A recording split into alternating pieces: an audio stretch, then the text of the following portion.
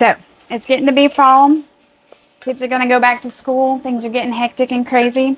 So I took a few minutes to sit down and talk with a seasoned, very seasoned, 28 years elementary school teacher. And she gave us some advice on how to get started in the school year in a positive way. So I'm going to show you guys that to listen to while I finish up dinner, and then we'll come back and we're going to recap. Bye. So why don't we start off by you telling us how long you've been teaching and what grades you've been teaching? Okay, so I have taught, I'm going into my 29th year, so I've completed 28 of them.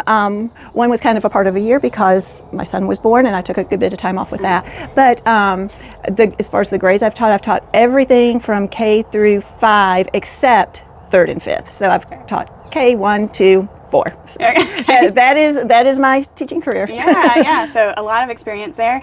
So I think you can speak well to some things that parents can do to help their kids get a good start on a school year. Oh my gosh, yes. I would say for them to get the start for the school year is getting them into a routine. Okay. I mean, they really need to start doing their bedtime and, having their breakfast when they get up and just kind of easing them back in. Kind of start about a couple weeks, and I know because we're trying to squeeze in the last vacation and all those kind of things. So I get it. I was the same way, but if you just try to get them back into their routine, then that will help transpire into school. I have so many parents now when I talk kindergarten, it's a true story. They're going to go home worn out, but in first grade, which is the current grade I'm teaching, they do the same thing. But if you'll help them kind of get it along, then you don't have to fight that crabbiness. Mm-hmm. Prepare them for clothes in the morning. So anything you can do routine-wise at home, that is the way to go. All right, great. Okay, so we have a few questions we're going to go over. Okay. So the first one I have is, what one thing can parents do that has a bigger impact than they realize? Okay. So the one thing that you can do leads into lots of little things, but is talking to your child, communicating with them. They learn so much just in life skills from doing that, from following directions to how to speak to another person, how to use kind words to another person. And you can do this through so many ways, just in the car, and I get it. I love to turn on the movie too for the grandkids, but stop at the movie and talk for a while. That 10-minute ride to school can be a great talking time that you just don't even realize. As they get older and they have friends, then sit quietly and listen. Those middle school ages, sit quietly and listen. And that's just coming from mama experience, but you learn so much that you can go home and get on the phone with your friends and say, have you heard anything about this? And keep up with them. Yes. But yes, communication, talk to them, ask them how they feel, all those things. They learn to follow directions. They learn to speak with others. They learn to cooperate. There's so many things. So yeah, that's great. Yes, talking about communication, it's interesting. I've noticed with my son that him and a lot of his friends have started wanting to talk on the phone. Mm-hmm. Like, we don't do cell phones, and his friends don't do cell phones, but we have actually landlines. Uh-huh. They're the internet, and it's so funny listening to them. Mm-hmm. And I'll just tell you a little anecdote. Is the other day he was talking, and it's so funny they don't have basic phone skills. Right. And so they'll be talking, and then my son just got up and went to the bathroom. And then my husband comes in and is yelling for, hey, where are you? And there's this laughing coming from the phone. He's like, I'm in the bathroom. That's hysterical. It's hilarious listening to them and watching them build. So we have to have these side conversations of, hey, you might want to tell them hey, I need a break. I'll call you back instead of just leaving it on speakerphone. So it's funny. Yeah. Those communication skills are super important, I've found. Mm-hmm. Okay. So how can parents help set their child up for a great start? Okay. So we talked about routine. Yes. So the routine, and this kind of falls into that, but there's the, helping them prepare their backpack. Have the backpack by the door with their homework folder in it, put it in when you're done with it. That is a great thing, just being prepared for the next day. Mm-hmm. Then again, when you get them up at, 6 o'clock in the morning, they can function and they know their things are together. Some kids, it works for, having their outfits picked out the night before. Other kids can just throw on whatever, but it just it helps them with that. So being prepared, having a good breakfast, Homework. Homework is something I really want to say something about, because so many people get it in their mind that, okay, this is going to be our routine. We will come home, we will do homework, we will then play, then dinner, and that's kind of what works for us as adults. I know from my experience, and I've told this story to so many parents that struggle with homework. So when your child comes home and it's that homework time you want, my perfect homework schedule for my child was he would come into my classroom, he would get his homework done, I'd let him play a little bit, then we would go home and not have homework at home. But that did not work for him, and he was in kindergarten, and he fought me every bit. He wanted to go play with the teacher kids, and I got it, So I finally asked him, David, what do you want to do? How do you want to do your homework? And he said he wanted to do it after dinner, which I thought was really weird, but okay. So anyway, I said, we're going to try it, and as long as you don't fight me, and you're doing well in school, then, that's what we'll do. As a kindergartner, he would get up from the table when he was done eating and say, I go get my book bag now, Mama. Okay. And he'd go out to the car, bring in his book bag, and he would sit down and self-start. Now, that's not always the case. Yeah. And of course, we did sit with him and, kept him on task or whatever, but it was fine. So listen to your kids, part of that communication thing, listen to them, because sometimes, they just need a snack before they get their homework done, or they need that 30 minutes to decompress or whatever. But listen to them and try their ideas, and because as they get older, you sure will be trying lots of things that you never thought you would try. Anyway, but listen to them, let them have a little voice, because they're learning, and all those things are going to help them grow up into better humans. Yeah. I know with mine, they do best with some kind of break, a little snack, and then, but they're each a little bit different. Too long of a break, and they check out, and so the struggle is real, especially if you have more than one. Yes, it is. So just work with them and listen to them, and you'll get the best results with the least amount of frustration, for sure. Yeah. All right. So, what does a successful first month look like from a teacher's perspective? Oh gosh. Well, the first couple days, our main focus is to make sure that they eat and they go home safely to their own home on their correct means. Like we stress about that all day long for about 2 days. Maybe that's why we do Thursdays and Fridays at starts. I don't know. But anyway, and I know I've said it a million times, routine.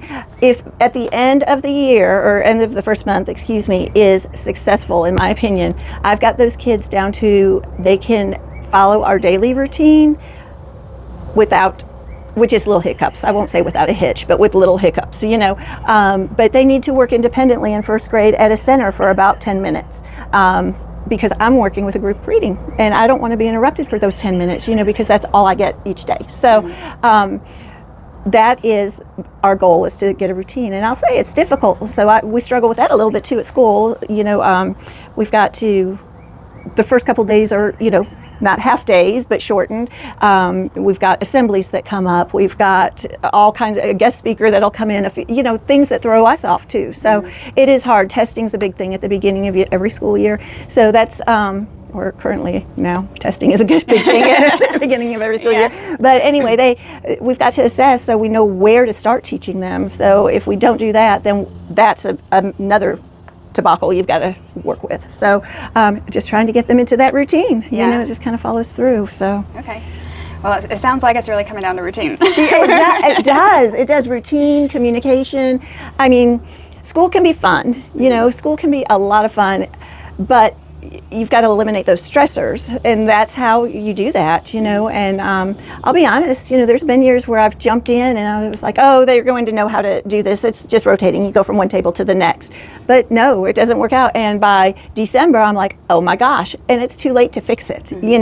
So it really is true that you've just got to, people like to know. I like my routine. I think, now, are there days I want no routine? Absolutely. So, but there's just a comfort in knowing, okay, now I've got to do this. And it's the same thing. I mean, the kids are just mini adults, in their little bodies. So, and their world, especially those K1 years, are getting rocked. Come August and September. So.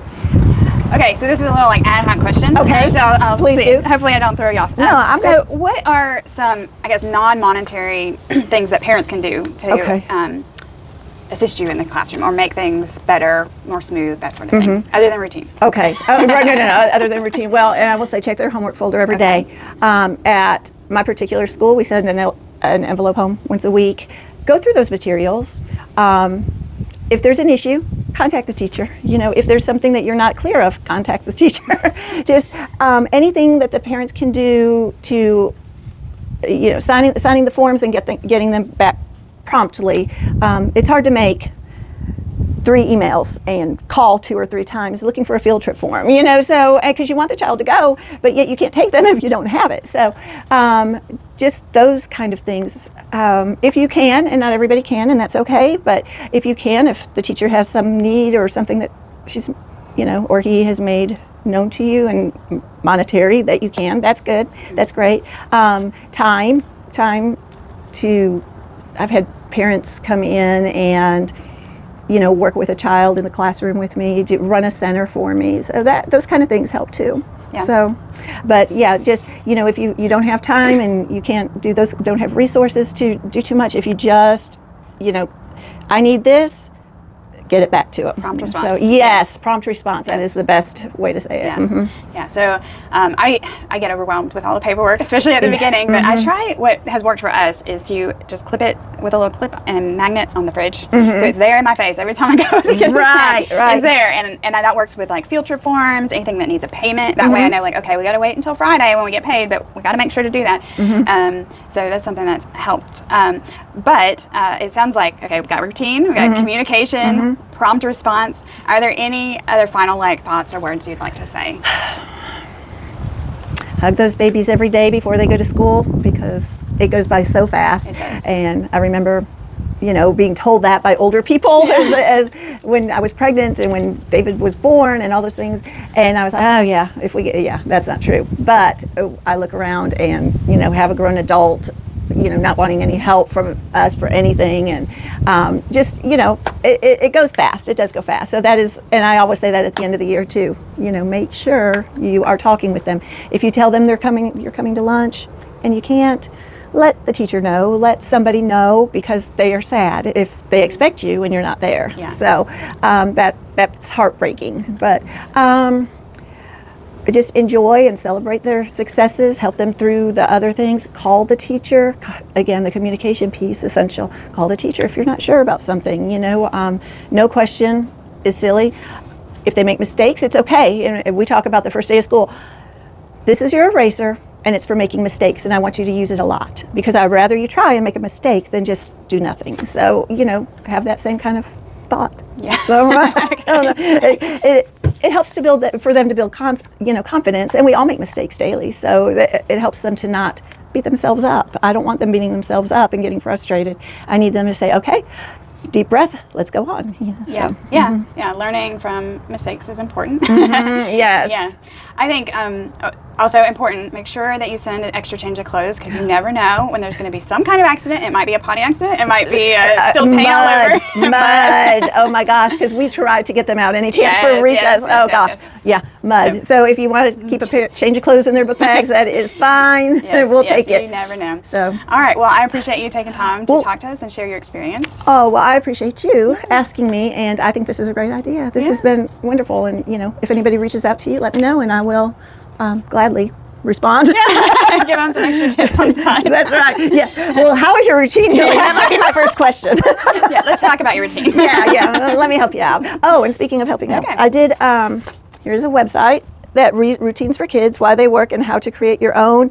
And it's written out. I will if you'll put it in your link, so that would be awesome. It's Raising Kids with Purpose. Yeah. We'll put a link to that in the notes. It just, if anybody has questions about routine, or you can always, just Google. I'm sure AI has an answer for you.